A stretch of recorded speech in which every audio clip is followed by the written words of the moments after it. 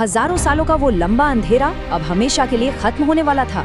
ये एक ऐसे विशाल रेवोल्यूशन की शुरुआत थी जिसने उस खामोश दुनिया में एक ऐसी रोशनी भर दी जिसकी कभी किसी ने कल्पना भी नहीं की। आज की इस कहानी में हम किसी आम टॉपिक पर बात नहीं कर रहे हैं, बल्कि उस अदृश्य ताकत, उस इनविजिबल फोर्स की बात कर रहे हैं जिसने ह्यूमन हिस्ट्री को पूरी तरह से बदल कर रख दिया।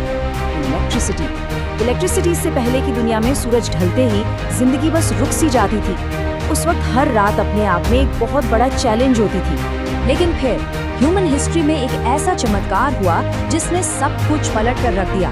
एक सिंगल पावरफुल डिस्कवरी, हजारों सालों का वो लंबा अंधेरा अब हमेशा के लिए खत्म होने वाला था। ये एक ऐसे विशाल रेवोल्यूशन की शुरुआत थी जिसने उस खामोश दुनिया में एक ऐसी रोशनी भर दी जिसकी कभी किसी ने कल्पना भी नहीं की थी। बिल्कुल गेम चेंजिंग। 1800 में दुनिया की पहली बैटरी बनी और मिड 1800s आते आते माइकल फैराडे का जनरेटर प्रिंसिपल सामने आ गया। सदी दर सदी इंसान ने इस एनर्जी को समझने का ये थ्रिलिंग सफर तय किया। अब इनमें से सबसे माइंड ब्लोइंग मोमेंट था 1752 का वो काइट एक्सपेरिमेंट। देखिए, ये कोई नॉर्मल लैब एक्सपेरिमेंट नहीं था, ये एक्चुअली बहुत ही जानलेवा था। बेंजामिन फ्रैंकलिन ने एक भयंकर तूफान के बीच पतंग उड़ाकर ये साबित कर दिया कि बिजली सिर्फ आसमान में चमकने वाली कोई रहस्यमयी चीज नहीं है, बल्कि ये एक बेहद पावरफुल एनर्जी है जिसे हम कंट्रोल कर सकते हैं। साइंस की हिस्ट्री में ये वो पल था जिसने डर को पूरी तरह से क्यूरियोसिटी में बदल दिया। फास्ट फॉरवर्ड टू 1800, एलेसेंड्रो वोल्टा ने एक ऐसी चीज बनाई जो बिल्कुल रेवोल्यूशनरी थी, दुनिया की पहली बैटरी। अब तक हम इलेक्ट्रिसिटी को सिर्फ आसमान में देखते थे, पर अब हम उसे स्टोर कर सकते थे। और पावर को स्टोर करने का मतलब था उसे कंट्रोल करना। सोचिए, जो एनर्जी पहले सिर्फ बादलों से गिरती थी, वो अब एक छोटी सी डिवाइस के अंदर कैद थी। क्रेजी है ना?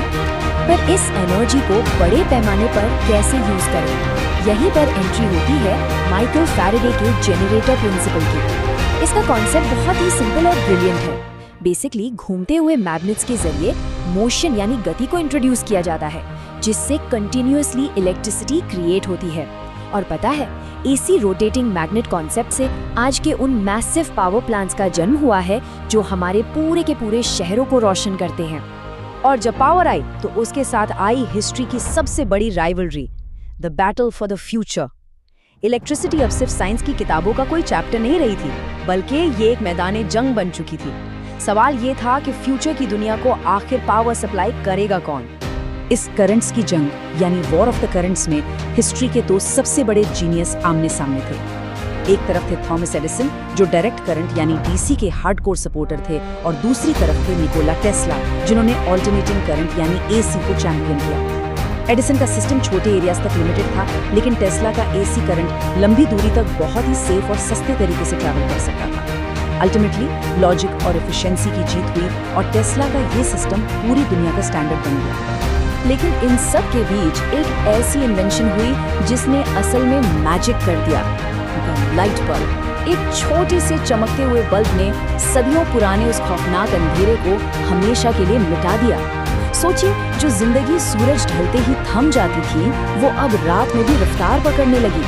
इस एक इन्वेंशन ने हमारी रोजमर्रा की जिंदगी को पूरी तरह से बदल कर रख दिया। और आज देखिए, उसी एनर्जी ने हमें एक डीपली कनेक्टेड मॉडर्न वर्ल्ड तक पहुंचा दिया है। हमारे smartphones, smart TV, fast internet और यहाँ तक कि हॉस्पिटल्स में लाइफ सेविंग मशीनें, सब कुछ इसी इनविजिबल पावर पर चल रहा है। हमारी सोसाइटी कितनी फास्ट और स्मार्ट हो चुकी है इस इलेक्ट्रिसिटी की वजह से। इसने सच में दुनिया के हर कोने को आपस में जोड़ दिया है। लेकिन कहानी अभी खत्म नहीं हुई है। अब हम फ्यूचर की तरफ देख रहे हैं, और ये फ्यूचर है क्लीन एनर्जी का। आज पूरी ह्यूमैनिटी का focus solar power, wind power और इलेक्ट्रिक व्हीकल्स यानी ईवीज पर शिफ्ट हो रहा है। ये इस बात का प्रूफ है कि इंसान अब अपनी इस सबसे बड़ी ताकत को एनवायरनमेंट के साथ बैलेंस करना सीख रहा है। पोल्यूशन को कम करके एक सस्टेनेबल दुनिया बनाने का ये नया फेज सच में बहुत इंस्पायरिंग है। अगर आपको इस अदृश्य ताकत का ये ऐतिहासिक सफर फैसिनेटिंग लगा हो तो इस एक्सप्लेनर को लाइक करना और ऐसे ही पावरफुल कंटेंट के लिए चैनल को सब्सक्राइब करना मत भूलिएगा।